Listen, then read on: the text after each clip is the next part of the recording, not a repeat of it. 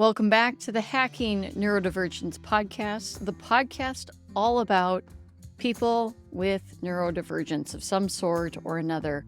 We learn about their lives, how they navigated, and how they have used it and ultimately leveraged it to their advantage. Today is no exception, with Ben as our guest, and we talked to him about a variety of topics, everything from going to the gym, working in aviation, and mushrooms, and how that affected and helped him develop more empathy. And then we wrap up the episode talking about his time as a new dad.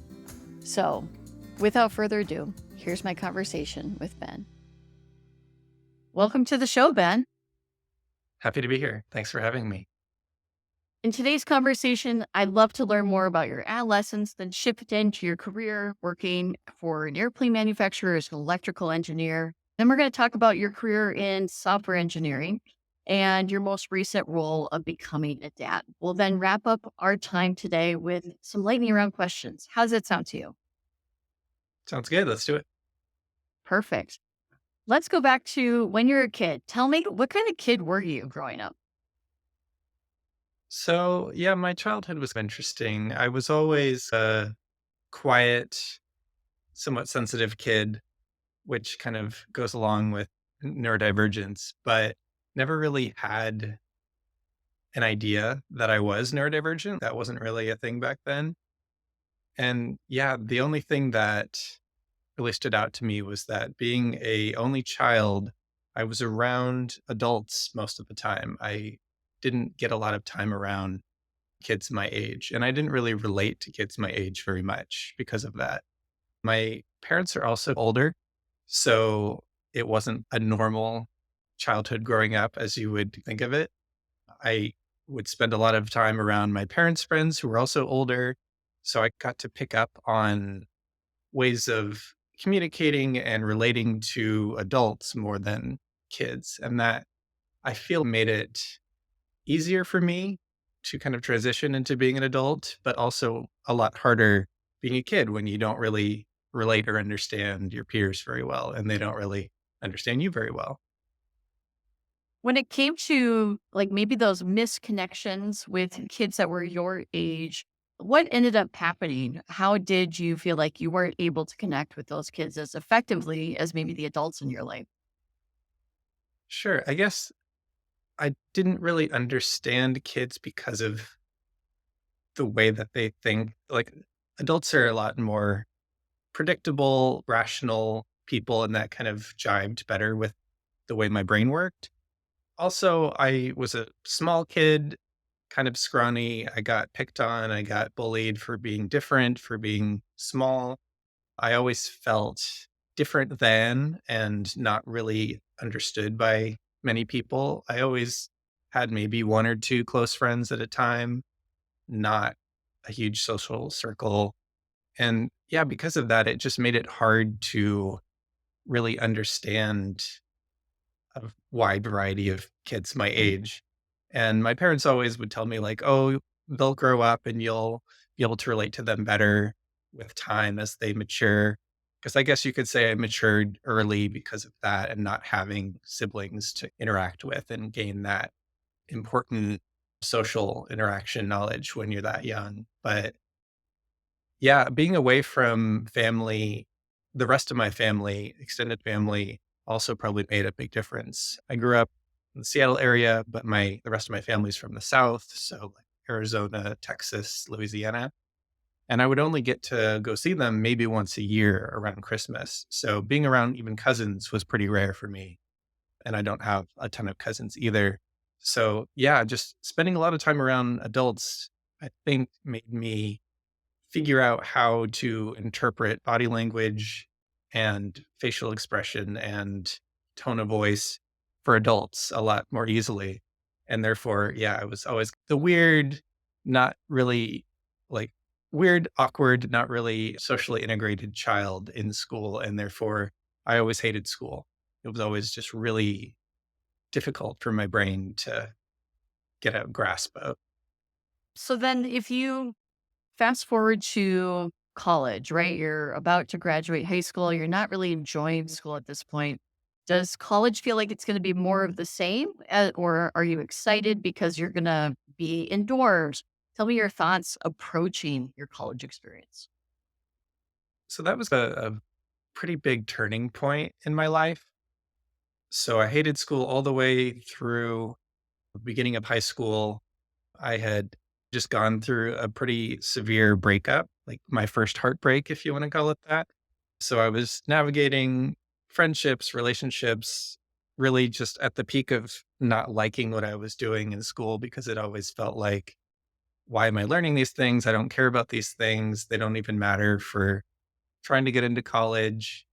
So it was the peak of my teenage angst and like periods of depression as well, just from trying to grapple with who am I and why do I feel like I don't belong, that sort of thing. And then I heard about this thing called Running Start, which is just a program for taking college classes in high school. So you essentially just go to a community college nearby and do that instead. And I thought, you know what? I want a fresh start. I want to focus my mind on something that's interesting to me and just pour all of my focus into that. It was a great way to divert my energy away from thinking about the breakup. It was a great way to feel like I was around older people who knew what they wanted and who were not part of the high school drama and stuff like that. And I would actually get to pick what classes I took. So I felt like I had some inkling of control in my life at that point. So I decided to go do that instead. Went from like a C and D student in high school to a 4.0 student in college, just because I was actually enjoying what I was doing. And yeah, it was more like that's why it felt like a pivotal moment for me was that it seemed like a mindset shift that allowed me to decide what I wanted to do with my life and have a goal. And I think before that, I just was directionless. I didn't really have a goal. I knew I wanted to get into college because I knew that's what you're supposed to do, but I didn't really know what I wanted to do with it.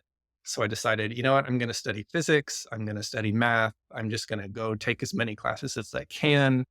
It's going to be really hard, but I think I can do it.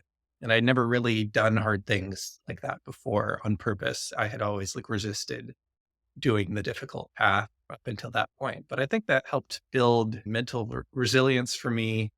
It helped build the feeling like I could do things and the confidence because I really didn't have a lot of confidence before that. And that was around the same time I started getting into exercise and feeling like I could have control over my physical body as well and develop myself in that way. So, yeah, just really getting into embracing difficult things and improving myself at that point. So, to follow up on that, you said that before you preferred to do easy things, and then you have this transformational mind shift into I'm going to go way into really difficult math. I'm also going to learn how to optimize my body. How was it because you were in community college and you said this is a fresh start? I want to do hard things. Many people get stuck in like maintaining the easy things and like the easy path. How did you overcome that transformation? See, that's a difficult question. I don't really know. I do feel like my breakup was the Oh, instigator for that. So it was a very optimal time for that to happen, where I felt like I was at rock bottom when it came to just emotional health, not suicidal or anything like that, just really feeling out of place and not knowing what to do with myself. And going from like never really having a North Star or a direction, especially when you're neurodivergent, to having this opportunity where it's, hey, you can reinvent yourself, you can do what you want, you can pick your own path here. And it's going to be hard, but it would actually be really worth it because it's like full college credit. Like you get to save time and money by doing this because it's free, by the way. The state pays for it. And so my parents are like, hey, are you sure you want to do this? You're not the best student. This is going to be really difficult. They thought I was nuts. They just were hoping I was going to graduate high school at that point. And I'm like, yep, I can do it. And I guess something in me like realized that if I got to pick what I wanted to do with my life and pick where I focus my energy, I would be really, I would just go really deep into it. And maybe that's from just interests in the past. Like I've been able to hyper focus on interests when I was young. That never really felt like it was important for my career or for the rest of my life. It was just fun stuff. So it didn't feel quite real. But this felt like a real opportunity to hyper focus on something that really mattered for the rest of my life. And so I guess it was just as simple as the autistic brain deciding it wants to get really good at something. And then by hell or high water, it's going to do it once it sets its mind to it. And I really did have to brute force my way through college. Like it was definitely too hard for me by the time I got towards the end. But I just kept at it because I was too stubborn to change majors or to quit at that point. That wasn't really an option for me. And I had made it that far, and I've been able to prove to myself that I could do hard things when I tried. And that just let me keep taking on harder and harder things.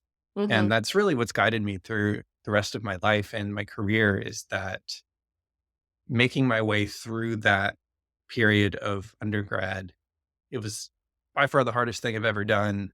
But also, I don't even use a lot of that stuff in my day-to-day life anymore. But it's learning how to do hard things and proving to yourself that you can and building that kind of resilience and confidence. That's what has gotten me where I am in life. So I'm very grateful to have gone through the difficult things. And now I'm a huge proponent of just doing hard things for the sake of doing them, just to really prove to yourself what you can do and open your mind as to what you're capable of, as well as just building the resilience of working on yourself to improve over time, like a little bit every day. And that can really make a huge difference over time. Absolutely. So you brute force your way through college. Tell me about your early career. Right out of college, I was actually a telecom engineer for a year Oh, while going to grad school. And then, because I did grad school in the evening, and then after that, transitioned into the aviation space because I had always wanted to work at Boeing. So there's like multiple big Boeing manufacturing plants near where I live. Like the big three near me are like Amazon, Boeing, and Microsoft, all headquartered right here. So I had grown up always being interested in that. I did always know that I was interested in technology and engineering and science. So it seemed like a good fit for me. I just really was interested in building airplanes. Boeing was always like this really cool company to me. Getting in Boeing, it was interesting. It wasn't what I expected. It was a lot slower, a lot less innovative than I expected. That just comes with the industry because of all the safety regulations and things like that. But I didn't really feel challenged in the way that I wanted to there, especially after coming out of undergrad. I just felt I made it through. I want to do really cool things with all this hard work that I've put in. So it was a lot less engineering, a lot more just like paper shifting and communicating between teams as like a liaison between other people. So it wasn't quite like actually building airplanes the way I wanted to. And so from there, I kept going to grad school in the evenings. Once I graduated, I worked there at Boeing for about a year, trying to figure out, is this what I want to do? What else can I do? And the thing is, as an electrical engineer, I just felt like it wasn't a very good fit for me.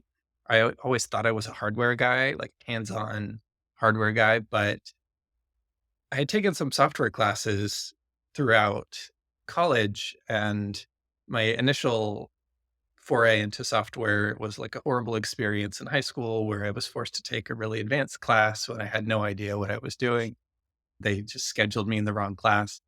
And so it was very traumatizing for me at that age, especially before I was actually a good student.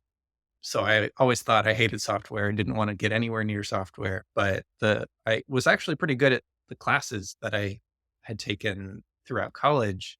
And so when I was at Boeing after about a year, I'm like, okay, I need to do something different. I had been interviewing for other hardware jobs at other companies and it wasn't really working out. There just wasn't a lot of opportunity. And yeah, I just decided, you know what? I'm going to quit Boeing. I'm going to sign up for a software boot camp and just do that and see what comes of it because there were a lot of boot camps popping up in the Seattle area. I thought this is another hard thing that I can probably make it through. And if I enjoy it, then I'll get into software. If I don't, then I'll gain this experience and use it to just get a different job somewhere else. Because knowing the hardware and software is pretty helpful for computer engineering, for instance. So I signed up for this boot camp. My parents are like, okay, we helped you with college, but you're on your own for this boot camp thing because they're not cheap. And I'm like, yeah, that's fine. This is what I want to do. And so I signed up. I did it. It was like 16 weeks of 12 hours a day and just really diving deep into it using my hyper focus to figure this out. And I loved every minute of it. That's the crazy thing. That was like another big turning point for me where I was like, wait a minute, I'm not a software guy. I've been going down the wrong path with trying to be an electrical engineer. I'm actually really interested in software. And that felt a lot more in sync with the way my brain works because it's very systematized, very logical, very analytical and procedural.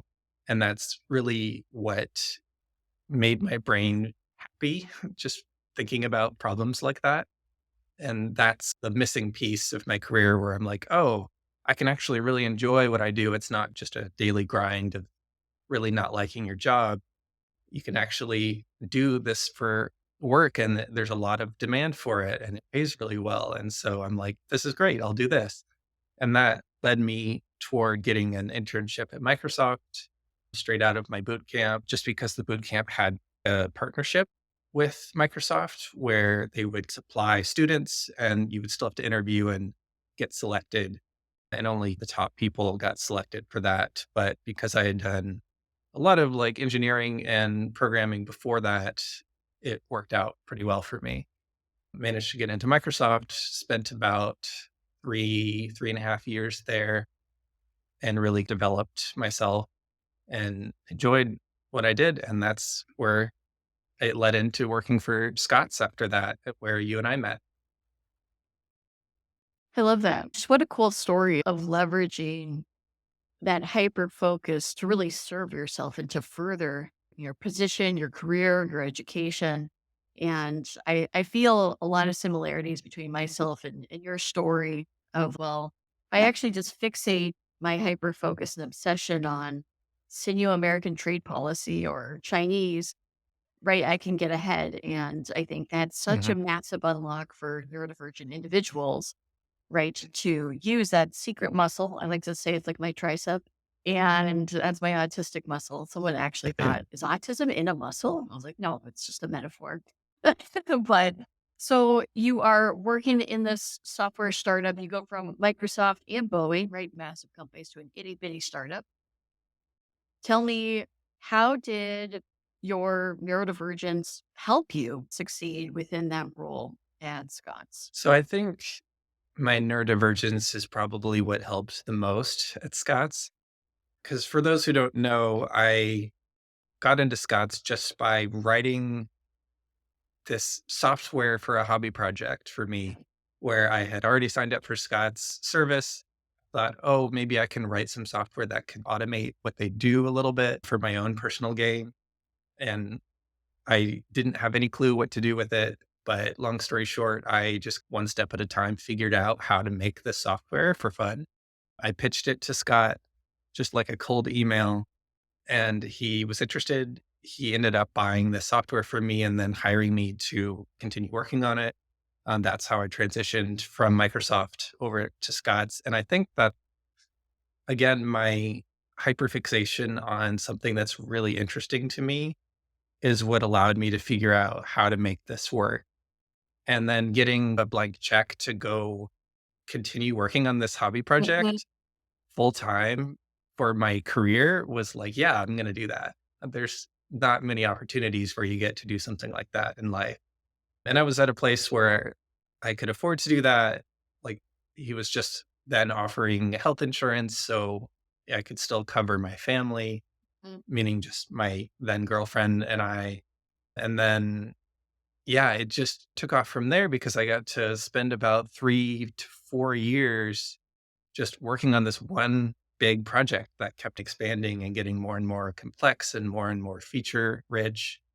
And I think I don't know if many people could work on one project for 3 or 4 years, but because it was my project and Mhm. I had built the whole thing myself and it was just fascinating to me, like, I enjoyed every day of it just because I got to make the decisions. I got to be the one to do most of the work, so I really understood it inside and out. And cheap flights just became something that I was very not addicted to, but just very passionate about because the idea of saving money, the idea of being able to travel, the idea of being able to help other people travel and save money, all of that just felt very pleasant to me and my like it. So my wife and I have a term for when something just really clicks with our kind of neurodivergent brain, and we say it tickles my tism, which is just a really random autistic way of saying that. But yeah, I would say that kind of work and that particular project really tickled me and kept me interested for that long. And yeah, things ended up changing when it comes to management there, and it became less fun over time when I got less and less control over the project and less say in the way things were going and the direction of the company. So yeah, it was fun while it lasted, and I'm really glad I got to do that. Now, for the audience at home that doesn't know what sconce does, could you tell the audience what does sconce do? Sure. So Scott's Cheap Flights, which is now called Going, finds cheap flights around the world and sends out deal alerts to people who sign up for their annual subscription. And before I joined, everything was done by hand. So they had a team of flight experts who would just scour the internet all day, every day to find these deals manually. They had to just rely on their own tribal knowledge and their understanding of what is a good deal from where or from which place to which other place based on the time of year and the airline and all of that. It was all just manual and all just in their head. And I came in to automate as much of the difficult stuff that they were doing, like more of the hands on stuff that they couldn't do by hand in a scalable way. So it was partially a scraper, partially like a API reader. So it would get data feeds from around the internet of flights and prices as they change in real time. And then it would feed it through this system of figuring out what's a good deal and what's not. And so that allowed me to scale their company pretty huge in a short amount of time and allowed the flight experts to still be the flight experts and to curate the deals that they wanted. But this way, they just had a huge selection of deals to pick from. They could pick the best ones that they wanted, and they didn't have to do all the tedious work of just going out and clicking and loading pages all day long. And that kind of just narrowed the funnel for them to where they could put their expertise into making a white glove product that they hand curated for the customers. Yeah. And that allowed for the same amount of people to send a lot more deals. I would love to hear more about your life at a personal level. Tell me a bit more about Melissa and your relationship with her. Sure. So Melissa's my wife. She's also neurodivergent.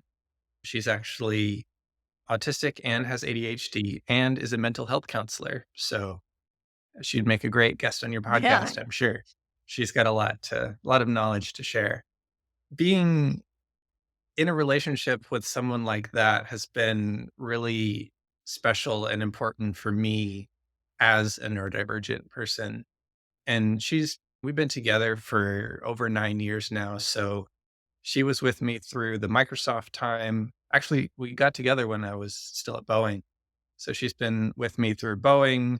grad school, boot camp, Microsoft, and Scott's. And now where I work now, Lattice. She has been a really big influence on my life in an emotional level, partially because before meeting her, I was very closed off emotionally. I'm pretty sure that was a coping mechanism that I developed when I was really struggling with myself in high school, where I found that if I just close off from my emotions, it's a lot easier to just focus on the goal, focus on external things like school and college and career and things like that. And I always thought emotions just get in the way. They're not really important. They make people squishier in a sense. And so I never really got in touch with my emotions until meeting her. When we met, she hadn't started grad school yet to become a therapist, but she knew that's what she wanted to do. She's a very creative and deeply emotional person who really taught me the value of emotions and how they can actually benefit me in all aspects of life, not just in relationships. And I realized that's what I was missing. That emotional depth was what I was missing in previous relationships and friendships. And that's how you really connect with someone and get to know them on a deeper level than just sharing interests or doing activities together or things like that. So she, over the years, taught me all of these different things about the importance of emotion. And it was a very uphill battle. My brain was not really wired that way. And it took a lot of conversations, a lot of convincing, and a lot of knowledge sharing to really build up this understanding of emotional intelligence. And that's one thing that I wish I knew a lot earlier in my life, because by tapping into that, it allowed her and I to connect on a deeper level. It allowed deeper understanding, which is something she really needed too, because she grew up being very invalidated for her emotions and her emotionality. She also didn't know that she was neurodivergent for a long time, same as me, partially because of society suppressing the ways that we are and making us feel like we're not really supposed to feel that way. We're not supposed to act a certain way.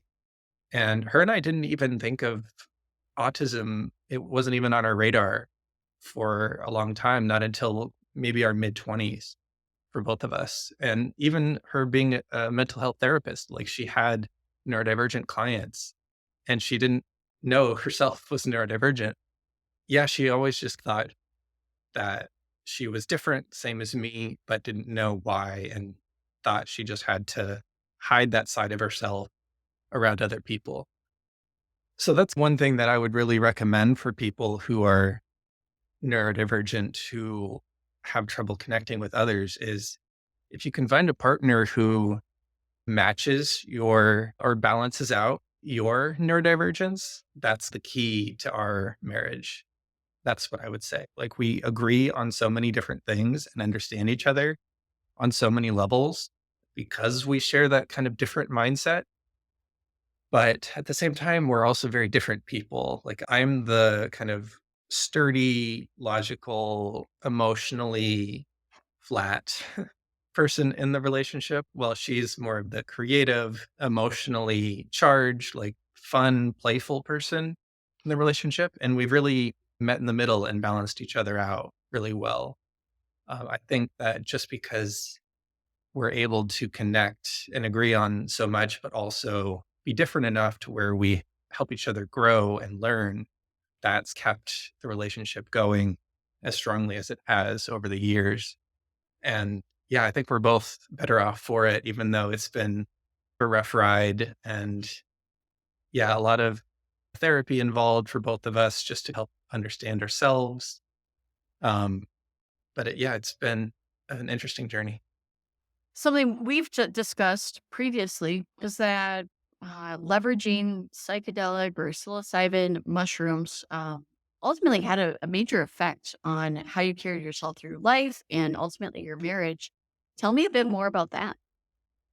Sure. So When it comes to psychedelics, I had always had an interest in them, even from my teenage years. I think I was like 16 or so when I was in school and was told to write a paper about Timothy Leary, who was a Harvard professor that popularized psychedelic mushrooms in the US back in like the 50s or 60s. And I thought that was like a really interesting topic. I'm sure I'd heard of them before that, but I was very anti-drug, anti-drinking, all of that back in my teenage years because I just really didn't want to lose control over my brain. Very autistic thing to do, and just wanting to have full control all the time. But it was always very interesting because I kept hearing over the years, like, oh, psychedelics can actually really help people with certain mental disorders or mental health problems, or just in general, it can help people expand their mind and understand themselves deeper and connect with others more deeply. I thought, oh, that sounds interesting. I don't know if I'd ever be brave enough to do that, or like to release control of my mind to something like that. But it sounds like something that might help me with what I've been missing in my life, which is this connection to my emotions.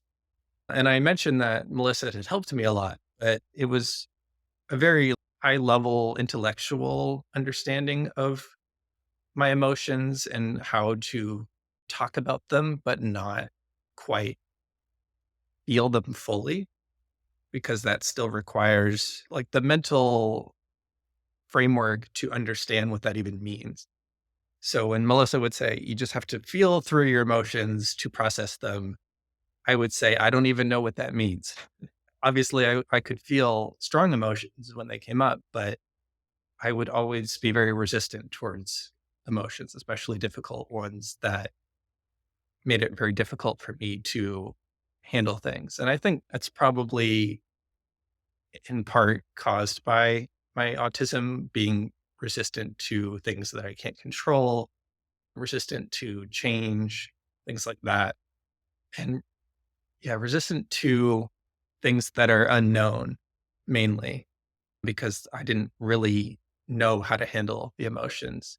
But I think over time, I developed the courage to say, okay, if I ever get the opportunity, I think I would like to try a psychedelic experience for my own personal mental gain.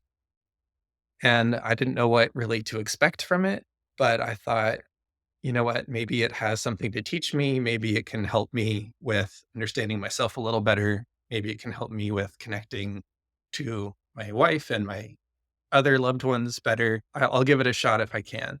I didn't really know how to go about doing that, but luckily for me, I met a coworker who had access to his own homegrown mushrooms and was very, like a very big proponent of it for mental health purposes and for therapeutic purposes. And that's what I was looking for. I wasn't looking to party or to, get messed up on it. I just wanted to have a safe environment, a safe source, and a very understanding setting to do it in. So luckily, I got the opportunity to go visit this coworker, meet up as a friend, and he offered to share his his mushrooms with me and have this kind of ceremonial experience for me. And that ended up being another huge turning point in my life where it just completely blew the doors off of my brain. That's the way I think of it. The main thing that I can describe it as is like having this really big shield or gate in front of the emotional part of my brain that I just haven't been able to access fully for a long time, like as long as I could remember, back in my early teenage days when I had like the angst and the heartbreak and the depression and things like that. I had locked that up and didn't even know how to access it. Like I'd lost the key over the years. And no amount of therapy or being married to a therapist or having all these conversations could really tap into that door because no one had the key, right? It could knock at the door, but it couldn't quite connect all the way through. So it's more like I knew at a high level like what I needed to do to really connect with myself and with my wife, but I couldn't really access that part. And it's probably just from a lack of development over the years and losing that neural pathway. But what the mushrooms did for me was just, yeah, blow the doors off of the whole thing, completely opened up my brain, and it felt like everything was connected again. And I'm like, oh, Mm. wow, this is what feeling full emotion feels like. I didn't even know what this felt like. I could tap into all sorts of different things. I was like bawling for the first time in I don't know how long about nothing in particular, but it was just this flood of emotion Oh. that I didn't even know what to do with. And it was positive. It was also difficult, but it was okay. Like I wasn't resisting it. So that it just taught me so much about being okay with the way things are and working through things without resisting them. And I think maybe not for every autistic person, but for my particular flavor of autism, it Well, was exactly what I needed to reconnect those pathways and to learn how to be okay with the unknown, how to be okay with uncertainty, how to be okay with difficult emotion, just how to understand the benefit of all of those things and really just go with life the way it is and not resist. Obviously, you can still have direction and goals and work hard for things, but I think that in particular, like I say, I had my life was before mushrooms and after mushrooms. It was that big of a difference, and I do feel like it filled in a lot of the things that have made it really difficult for me as an autistic person that I didn't develop when I was younger. That most people probably do, but I think that has made me much, much more prepared for life as a father, which we could get into next if you like. yes, I definitely want to get into that next. I am curious. So, do you just do it one time and you're magically fixed? Or what does that look like in terms of, you mentioned this transformation happened. Do you have to keep Mhm. doing it? Or is it like a one and done situation? So the way I think about it is doing it for the first time lets you peek behind the curtain of your brain that you normally don't get to see. First time is always going to be the first time, right? Like you can't unsee something that after the first time you've seen it. So when I got to see the inside of myself for the first time, it was like, whoa, this is a whole new world for me. It wasn't one of those things where it's like, oh, I need to keep doing that. This is really fun. I need to like become addicted to something like this. It wasn't that at all because it wasn't an easy experience. It was actually pretty difficult to actually go through all of that and to feel all of that strong emotion and work through all of like the past things that I needed to work through that I had suppressed over the years. So by no means is it easy or something that I or most people would want to do very often, but it's one of those things where every once in a while, like every 6 to 12 months, I get the feeling of I feel stuck in a rut again, back in the normal day to day through life and career and all of that.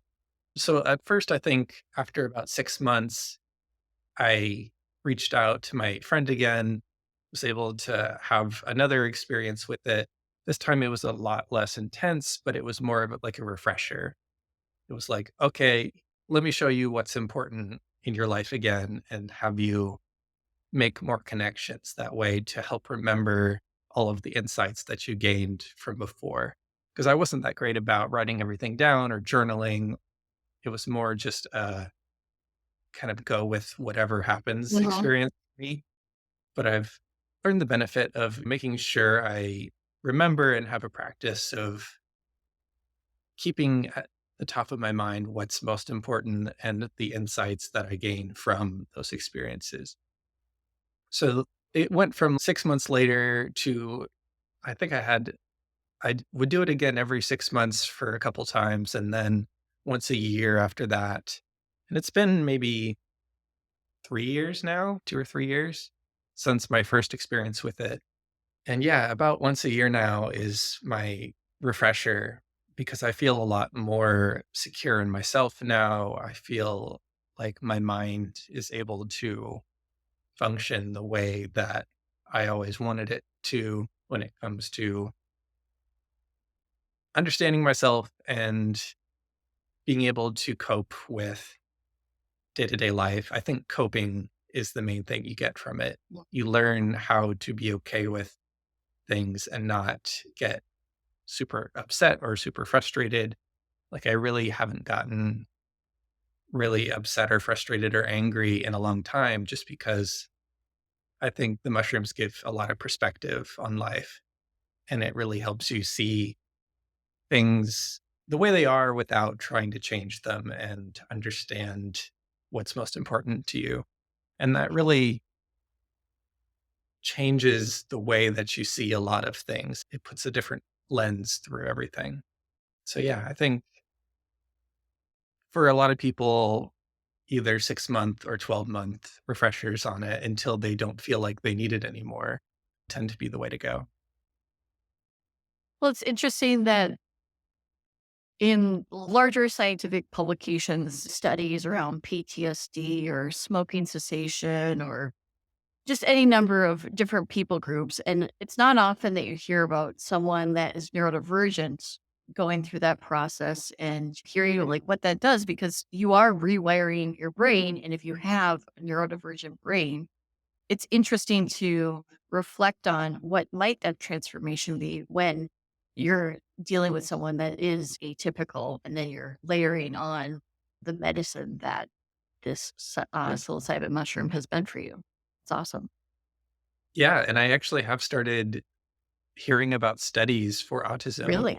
Oh. Yeah. They're pulling together people with autism because it's a mental connection Mhm. disorder, if you want to call it that, either having underdeveloped connections in one part of the brain or overdeveloped in other parts of the brain to make you really good at some things, but lack in other things like social Mhm. situations. So I guess they've started realizing that, or maybe enough people with autism started taking mushrooms and talking about it. But it seems to be particularly helpful for people who have some sort of, I forget what they call it, but it's like a mental loop disorder where addiction and PTSD and a few others that I can't really Mhm. think of right now, like smoking, stuff like that. Sure. Those are all the brain getting stuck in a negative feedback loop of needing Mhm. something that's bad for them or Mhm. being stuck in a thought loop that doesn't support them in their goals. And you Mhm. could say autism can be partially like that, where your brain is stuck in a certain pattern that you can't really break out of yourself without a lot of therapy if it's affecting you in a way where you can't do a lot of the things you want to do in your life, either socially or otherwise. And so, not to say that it's all bad, like you and I both know that autism has really helped us in certain ways, and Mhm. we've talked about that Mhm. today. But in the ways that it makes us lack in certain aspects of our life, I have found that mushrooms have helped to break me out of that. And like I said, it broke me out of the loop of not being able to access my emotions or to be very resistant towards emotion. So it really does feel like shaking things up in there, like resetting all the pathways that you have laid as an adult, where you narrowed your mind into a very fixed set of guardrails, if you want to call Mhm. it that way, just to be able to cope with the way things are. And it just widens those guardrails to where you can understand and take in more things and re experience fresh eyes. And I think that's the best part about people with PTSD. It really just lets them go back and relive their experience, but through a new perspective and process that in a way that's healthy and not get stuck in that feedback loop. And same with addiction. That's the same type of mechanism to reset that addiction. And yeah, it's really interesting work. And I am looking forward to seeing where it goes. So, more recently, you've become a dad. Tell us about that life changing experience being neurodivergent. Tell me about the little one at home that you've got? I have a 6-month-old son. His name is Logan. It's been a wild ride so far. Definitely the longest and shortest 6 months of my life. It's been interesting. Like we talked about it for years. We decided that now was a good time. We had both really come into ourselves and understood and worked on ourselves for a long time. And especially since we both got diagnosed officially with autism in once we were 30, I think. We were both 30 when that happened. We were able to understand ourselves and each other a lot better and have fewer miscommunications over random things. And so we talked about it. We're like, okay, I think this is as ready as we're going to feel to have a kid. And it just happened. And we have a great support system. We have parents nearby to help take care of things for us, but it was still really difficult. So, especially the first couple of months, I think newborn babies are like the antithesis of what the autistic brain likes, to put it bluntly. And I'm sure it's different for everyone and every baby's different, but babies are loud, they're messy, they're chaotic, they're unpredictable, they can't be controlled, all the things that I personally hate. But that is great practice for helping both of us face our things that we really don't like to do or that we have trouble with.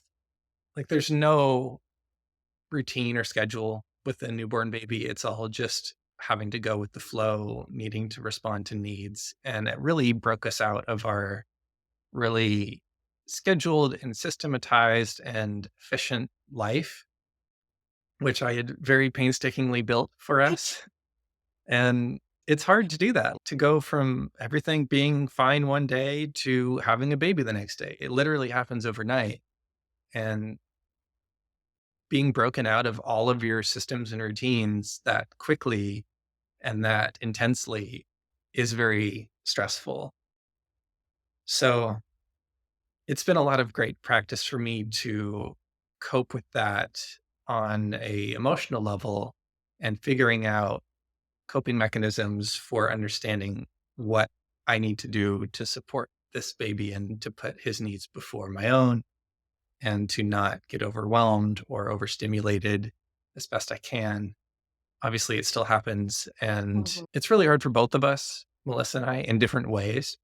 Because, like I said, we have different sensitivities, we have different coping mechanisms, and our brains work very differently, even though we share the same neurodivergent experience. So, for instance, for her, it's very difficult for executive function and for handling all of the tasks that come with having a baby, and also just having to respond to the baby's needs constantly and not getting much of a break. We're both introverted homebodies who like our quiet time and need our rest at home to recover from the day to day activities that we have to do, like work and socialize. And we don't really get that with the baby. It's always just taking care of the baby. We don't often get a lot of time to ourselves anymore. Quick question on that. So, how do you recover? Where if you like quiet and routine and babies are not quiet, they don't offer the routine. How do you manage it when it does become too much, especially in a partnered relationship like yourself? I was able to take 3 months off for Hmm. paternity leave, and we both don't know how we would have survived without that, to be honest. It's easy for either of us to get overstimulated, especially with a loud crying baby. So a lot of the time we would have to trade off. So I would try to take care of him, meet his needs as much as I could. And when I was just burnt out and overwhelmed, we would switch and we would just go back and forth throughout the day to give each other a little bit of a break. And that worked out for those 3 months. And then I had to go back to work, which has made it difficult for both of us.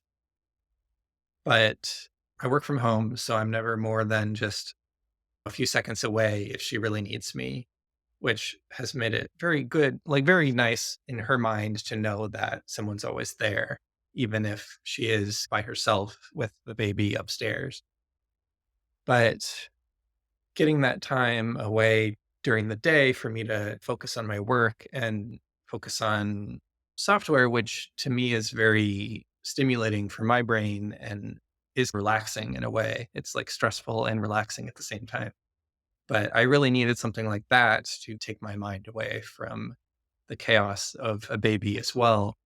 So that's the way that we cope with that. But after he's gone to bed and before we go to bed is our only downtime now, which is not nearly enough, but we're coping as best as we can. And there's, yeah, just personal strategies that we would each use to handle getting overwhelmed in the moment. For instance, when Mhm. baby's really upset or we don't know what to do or he just threw up everywhere and we want to go to sleep and things like that. So my personal my main sensitivity when it comes to sensory input is sound. So I don't really have a lot of the other autistic sensitivities, but loud noises or just noise in general is what triggers me the most. So most important thing for me has been these things right here, loops, which are, yeah, they're, for those who don't know, they're just like earplugs, but they're meant to just dampen the sound without actually removing it. And they've been a godsend for me. I have two pairs actually, and I keep one like in our living room, one in our bedroom. And for the first 2 months when there was a lot of crying, they were super helpful for helping me be able to take care of him without getting overstimulated or into fight or flight mode Mhm. of the nervous system freaking out. Because when that happens, that's when people start to get panicked or just unable to cope with the way things are and their emotions escalate. So it just keeps the emotions under control for me.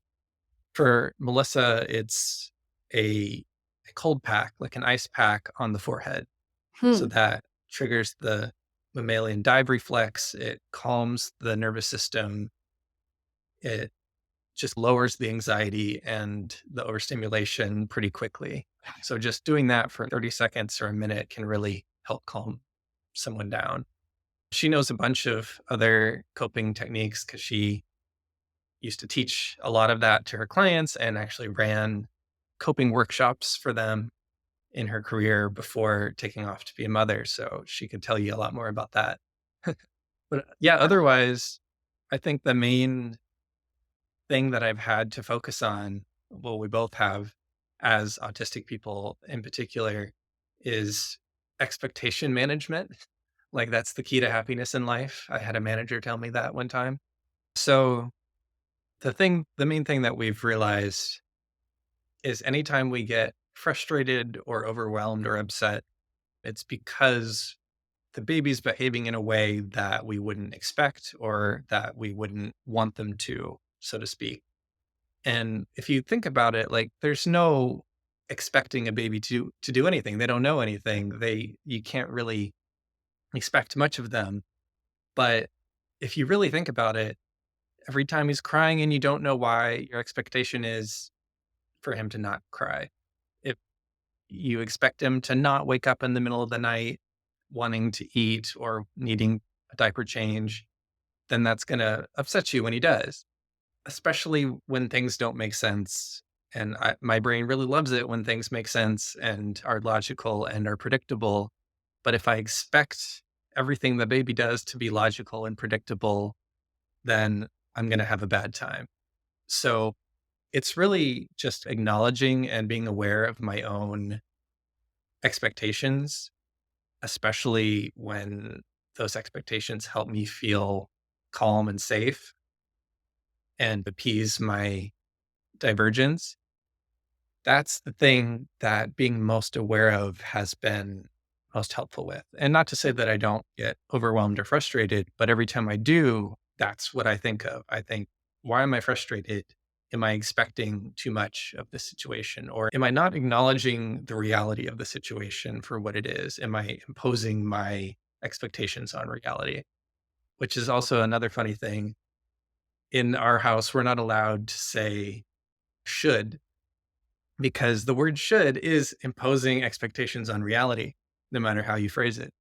And so same mindset goes towards everything that the baby does. If you just let him be and not expect things to be a certain way, things are actually fun, and it's just a weird mindset hack to be okay with things that you wouldn't normally be okay with. And so if he throws up everywhere and you expect him to not do it again in 5 minutes, then you're going to have a bad time when he does. Sure. That kind of thing. So every time that happens, I just go with it now. And I'm like, yeah, that's just the way it is. Now, what do I do next? Like, how can I support the situation without getting frustrated by it? Because frustration always just leads to more frustration. I've heard this said, and the phrase was, don't should on yourself, because Mhm. should is a judgment. I should run 5 miles a day. I should blah. And yet, right, that's an expectation you're putting on yourself or others, which is a recipe for misery. Exactly. Um, Yeah, judge is never really a good thing when it comes to that. no. Well, we're going to shift into our lightning round. How does that sound? Sure, sounds good. Okay, let's go. What's the last great book that you've read? Read a lot of books lately because of not having the time. Sure. And Or listen before to? the baby, yeah, before the baby Mhm. came, I was mostly reading parenting books. But last great book that I can think of, I'd Or like a say, favorite book? yeah, one of the better ones lately has been probably How to Change Your Mind by Michael Pollan. I'm sure you know about that one. Mhm. Like, for those who don't know, just goes into different types of psychedelics and their therapeutic benefits. And that book kicked off a lot of the scientific research happening right now. Great book. Absolutely. It's a great book. It's a very long book. That guy can write. Next up, what is advice that you would give to your younger self? Learn how to be more open to experiences in life and less restrictive in what you're okay with doing. So be more open-minded is the way to go about that. Because when I was younger, I was very set in my ways and figured out what worked for me and was very opinionated. And it led to a lot of difficulties not being as open with what I was okay with. And I guess the final thing that I wanted to think of was it? Oh, be okay with being, or work on being okay with being different, because being normal is overrated and being different doesn't have to be a bad thing. And that was a very hard thing for me to learn, and it took a long time and a lot of years of working on that. But I think as a young neurodivergent person, just feeling like I had to be different than who I was and had to be normal in order to be accepted was the worst thing for me, because that just made me feel trapped and that I was not good enough. But once I realized that being different is actually a good thing and that I don't want to be what society would call normal, that really set me free and allowed me to gain confidence and kind of be okay with who I was. Next question is, when you're flooded or overwhelmed, what's your hack when it comes to self regulation? Bringing yourself off of the ledge when, yeah, you might have a meltdown, or how do you manage that? Yeah. So, two answers. In the moment, if it's like an acute reaction, for me, it's blocking the sensory input. So, whether it's like the earplugs or the loops or something like that, cutting off the sound really calms me down, and cooling my body temperature really calms me down, because I find that being in an uncomfortable situation and getting too hot, which I tend to do anyway, is like a recipe for disaster. So I keep loops with me in my car if I'm out and about, and I tend to dress in less clothing than needed a lot of the time to stay cool, because it I can literally stay cool under pressure if I am not wearing too much. So The last thing I want to do is get caught wearing a bunch of heavy clothes and in a social situation that I can't get away from. And yeah, I just start getting too hot and itchy and overwhelmed and have to run away. Next up, I think I know the answer to this, but my question is, what's your favorite neurodivergent purchase? It's probably the obvious answer, what I've been talking about already, like something to block out noise, whether it's loops or earplugs. My like along the same lines, the like number one autistic handbook thing to get is probably noise canceling headphones. So those are probably my most favorite possession when it comes to not wanting to just quiet things down, but take out the noise entirely and replace it with something calming. So I'll wear those while working out. I'll wear those while shopping, in particular, especially if I'm at a big, busy Costco or something. I'll pop those in just to lower the stimulation and not exhaust myself. But yeah, great in every situation, really, even like just around the house. Well, Ben, thank you so much for telling us a little bit about your story, how you've navigated career change, life change, marital change, and just really appreciate the advice and the wisdom you've offered us today. I think I need to go buy some loop earbuds. They're on my list, but I think you've sold me today. Any last things that you want to impart to the audience before we wrap up our time? Sure. Yeah. I think for the last thing I wanted to mention that's been really helpful for me that didn't really come up was being autistic and using exercise as a way to release stress and tension and anxiety. That was going to be like my long term hack for handling overwhelm as opposed to my like acute approach to handling it. I think since I've started exercising regularly back when I was like 15 or 16, it's really helps me feel more comfortable in my own body and feel like I have an outlet for a lot of the emotion that comes up that I don't really know how to handle.